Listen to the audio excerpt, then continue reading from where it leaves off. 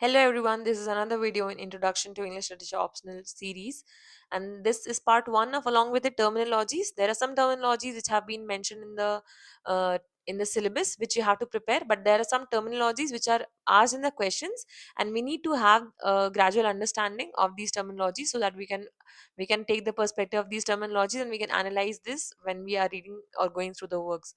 So the agenda of this video is to gradually learn the terms which are frequently used in the UPSC English Literature previous year questions. The first term is feminist reading. So, feminist works are being mentioned in the syllabus, but what is a feminist reading? It is an approach to literature or other forms of media that seeks to understand, interpret, and critique the representation of gender, particularly focusing on the portrayal of women and issues of inequality, power, and oppression. So, it involves examining how texts reinforce or challenge the patriarchal norms and the stereotypes and the social roles. This method is not does not only uncovers the biases in the material but also strives to highlight the voices and experiences of women that may have been marginalized in or silenced. So the feminist work can be the doll's house. You can have a feminist reading of the doll's house. It is asked in the question of previous years, and test of the D'Urberville can also be attempted in feminist reading. Though Marxist reading is another topic or another term which is usually asked. So Marxist reading is what? It is a approach to literature which examines how the text reflects, reinforce the socio-economic conditions and the class struggles of the time. It is based on the theories of Karl Marx and Friedrich Engels, who argued that literature and art are products of their historical and social context and can reveal the underlying economic and power structures of the society. You can have a Marxist reading of the test of the D'Urberville and tell me how you have analyzed the work with the Marxist perspective. Next is the problem play. So a problem play is a type of drama that deals with the controversial social issues and moral dilemmas, often without providing a clear resolution. So it is commonly it applies basically for the to the audience to reflect the complex and often uncomfortable themes such as justice, gender roles and power dynamics, and social inequality. So the problem play in the syllabus is a doll's house. Read the doll's house and you'll understand how the social construct, the power dynamism, and the familial issues, the gender roles are expressed in that work. Next is Bildungsroman. So a Bildungsroman is a literary genre that focuses on the psychological and moral growth of the protagonist from youth to adulthood. So it basically, the Bildungsroman word actually means education novel.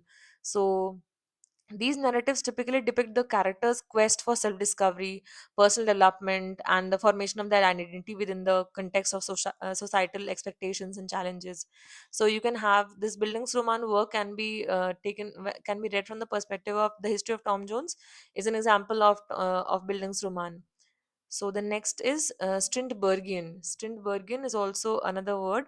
It comes from the it comes from the style and themes associated with the works of August Strindberg, who was a Swedish playwright and he was a pioneer of modernist literature. The Strindbergian works is known for its intense psychological realism and exploration of social issues and innovative dramatic techniques. So the love song of J. Alfred Prufrock can be read from the Strindbergian perspective.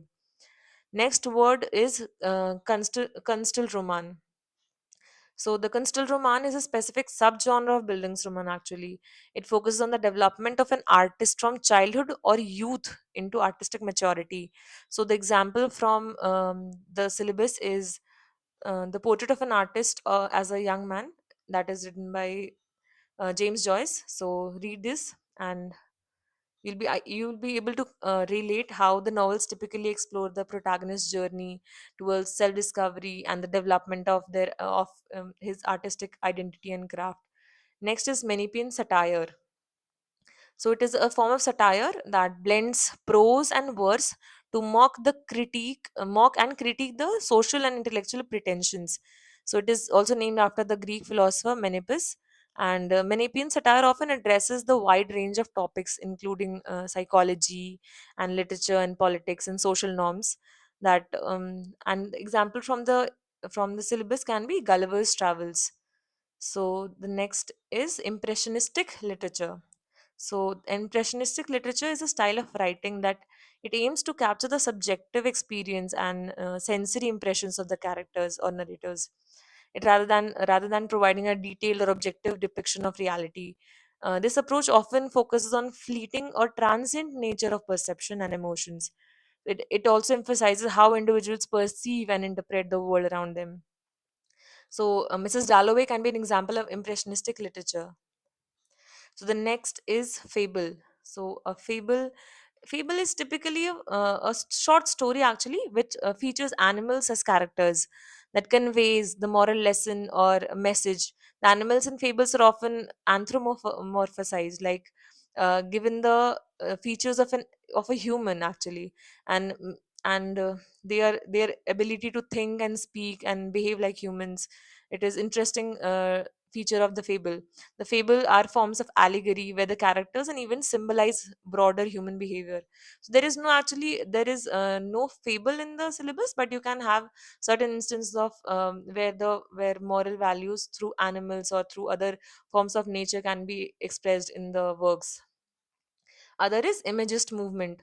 So imagist movement was an early 20th century literary movement that sought to break away from the traditional forms and themes of Victorian poetry.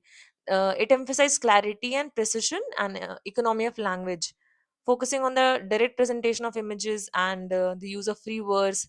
Imagist poets aimed to evoke the visual and sensory experiences through their work, often drawing inspirations from the visual arts and modernist principles. So Ezra Pound was the leader of the Imagist movement, and many other writers have been influenced, like T.S. Eliot, and his work has been uh, there in the syllabus. So you can have the view in of these movements, and this is part one of the terminologies series. So we'll be discussing other terminologies which have been asked in the subsequent papers, and while analyzing the previous year questions. Till then, thank you.